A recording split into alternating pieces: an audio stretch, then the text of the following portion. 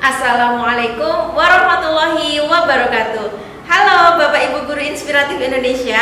Perkenalkan, saya Ria Alfian Rizkia Putri, salah satu pendidik dari SDIT Lukman Al-Hakim Sleman, Yogyakarta. Pada kesempatan kali ini, saya ingin berbagi praktik baik tentang pembelajaran berdiferensiasi. Salah satu prinsip dari kurikulum Merdeka adalah implementasi pembelajaran berdiferensiasi. Bagi saya, pembelajaran berdiferensiasi itu sangatlah penting karena itu salah satu wujud bagaimana seorang guru bisa memanusiakan para murid-muridnya. Nah, Bapak Ibu Guru, saya akan berbagi praktik baik dari apa yang sudah saya lakukan. Semoga bisa menjadi referensi Bapak Ibu Guru untuk praktik baik tentang pembelajaran berdiferensiasi. Kondisi pendidikan di Indonesia saat ini perlu perhatian dari banyak pihak. Hasil penelitian baik secara nasional maupun internasional menunjukkan bahwa Indonesia mengalami learning crisis dan learning loss. Learning crisis ditunjukkan dengan kondisi anak-anak di Indonesia yang masih mengalami kesulitan memahami bacaan sederhana atau mengaplikasikan konsep matematika dasar. Hal ini diperparah dengan adanya pandemi COVID-19 yang menyebabkan learning loss. Berdasarkan hal tersebut, pemerintah mengambil kebijakan dengan menerapkan kurikulum Merdeka sebagai pemulihan pendidikan di Indonesia. Kurikulum Merdeka merupakan kurikulum dengan pembelajaran intrakurikuler yang memperdalam konsep dan menguatkan kompetensi sehingga peserta didik akan mendapatkan konten materi lebih optimal. Kurikulum Merdeka memiliki 5 prinsip. Yang pertama, berorientasi pada karakteristik dan kebutuhan peserta didik. Kedua, menjadikan pembelajar sepanjang hayat. Dan ketiga, pembelajaran mendukung kompetensi dan karakter secara holistik. Yang keempat, pembelajarannya yang relevan. Dan yang kelima, pembelajaran berorientasi pada masa depan yang berkelanjutan. Salah satu prinsip dari kurikulum Merdeka adalah penerapan pembelajaran berdiferensiasi. Pembelajaran berdiferensiasi saya awali dengan asesmen diagnosis untuk mengenali profil setiap peserta didik, minat, dan kesiapan belajar. Asesmen diagnosis kemudian digunakan sebagai dasar desain pembelajaran. Salah satunya desain pembelajaran pada muatan pelajaran matematika, materi perkalian bilangan bulat. Berdasarkan hasil asesmen diagnosis yang saya lakukan, didapatkan hasil bahwa di kelas yang saya ampu, sebagian anak sudah sangat mahir dalam menyelesaikan permasalahan perkalian. Sebagian lagi hafal perkalian dasar tetapi belum begitu mahir dalam menghitung perkalian bersusun. Dan ada yang sudah hafal perkalian dasar namun belum bisa melakukan perkalian bersusun. Agar dapat memberikan fasilitas sesuai kebutuhan murid tersebut, maka perlu dilakukan asesmen diagnosis yang lebih mendalam. Salah satu teknik analisis diagnosis yang mendalam dapat dilakukan dengan pendekatan design thinking. Pendekatan design thinking merupakan cara berpikir untuk menghasilkan inovasi dengan menghubungkan kebutuhan manusia, kemampuan teknologi, dan memiliki kebermanfaatan. Ada 3 hal yang diperhatikan oleh design thinking dalam membuat inovasi untuk memecahkan permasalahan. Yang pertama, desirability, yang kedua, feasibility, dan yang ketiga, viability. Desirability merupakan solusi yang diharapkan dan benar-benar dibutuhkan. Feasibility merupakan kemungkinan solusi tersebut diberikan atau diaplikasikan. Kemudian viability merupakan pertimbangan apakah solusi tersebut memberikan manfaat atau tidak. Ketika ketiga hal tersebut bertemu, maka disebut the sweet spot inovasi. Pada bagian desirability, kita harus mengetahui kebutuhan apa dan solusi seperti apa yang benar-benar diinginkan oleh peserta didik. Saya melakukan analisis mendalam melalui design thinking yang terdiri dari 5 tahap. Tahap pertama yaitu berempati. Ketika berempati, saya melakukan dengan bantuan peta empati yang terdiri dari peta yang memberikan panduan terhadap apa yang kita lihat, apa yang kita dengar, apa yang kita rasakan dan pikirkan, apa yang menjadi kekuatan dan kelebihan para peserta didik kita.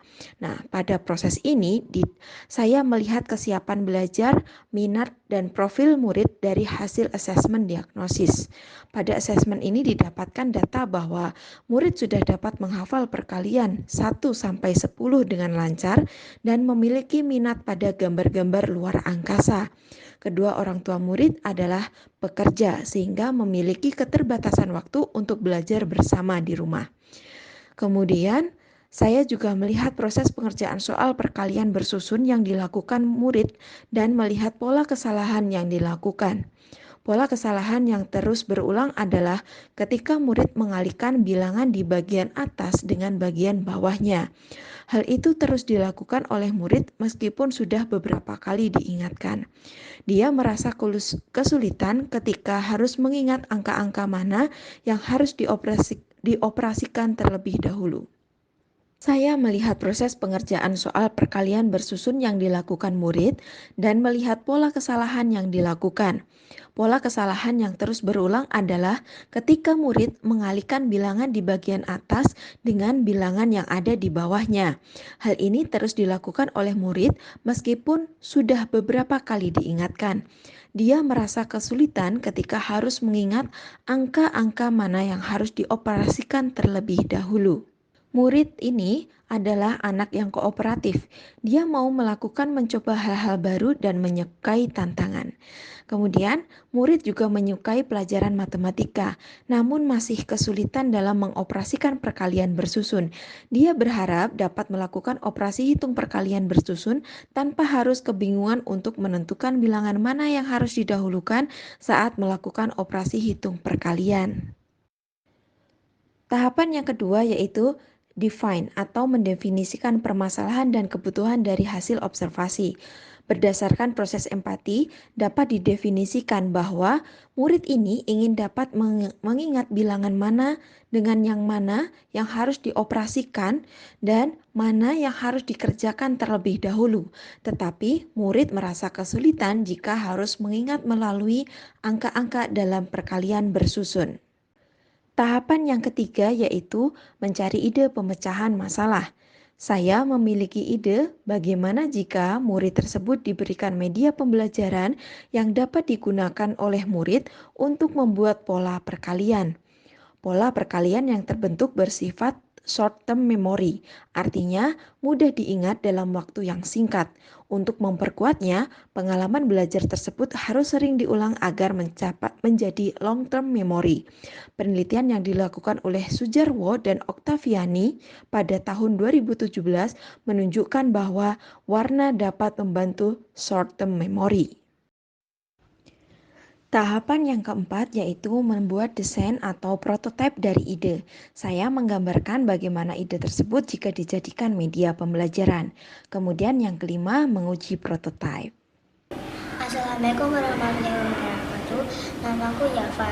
Dulu aku sering kesulitan menghitung perkalian bersusun karena lupa mana dulu yang harus dikerjakan.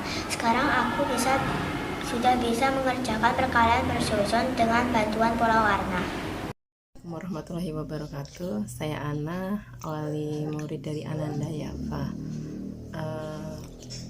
Beberapa waktu lalu selama pembelajaran online, memang semangat belajar dari anak saya itu menurun, sehingga ada beberapa mata pelajaran yang tertinggal. Salah satunya adalah matematika. Kemudian saya berkomunikasi dengan ustadzahnya di sekolah, dan ustadzahnya memberikan pendampingan dan bimbingan khusus terkait kesulitan belajar anak saya. Dari ustadzah di sekolah memberikan pendampingan dengan metode khusus sehingga anak saya bisa sekarang lebih paham dengan matematika dan lebih senang dengan pelajaran tersebut. Terima kasih banyak Ustazah, semoga menjadi salah satu ladang pahala bagi Ustazah. Terima kasih. Wassalamualaikum warahmatullahi wabarakatuh. Bapak Ibu guru, demikianlah praktik baik saya tentang pembelajaran berdiferensiasi. Semoga apa yang saya bagikan bisa menjadi referensi untuk Bapak Ibu guru melakukan pembelajaran berdiferensiasi. Mari bersama-sama kita majukan pendidikan di Indonesia. Wassalamualaikum warahmatullahi wabarakatuh.